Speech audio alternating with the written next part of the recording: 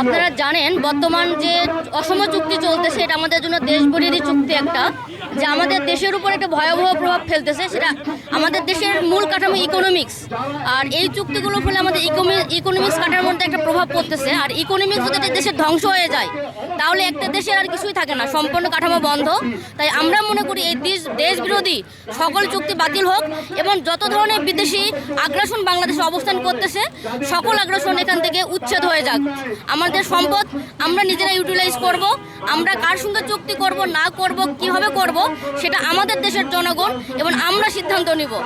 যদি এই সিদ্ধান্ত সরকার যদি না মানে আমাদের এই স্মারকলিপি পেশে, তা আমরা আরও হুঁশিয়ারি দিব তাদেরকে এবং জোরালো প্রতিবাদে অংশগ্রহণ করবো আর কি। কারণ আমাদের দেশ কোনো নির্দলীয় দেশ, এখানে কোনো দল মত নির্বিশেষে কারো না, এটা আমাদের দেশ, আমাদের বাংলাদেশ, প্রত্যেকটা জনগণের দেশ।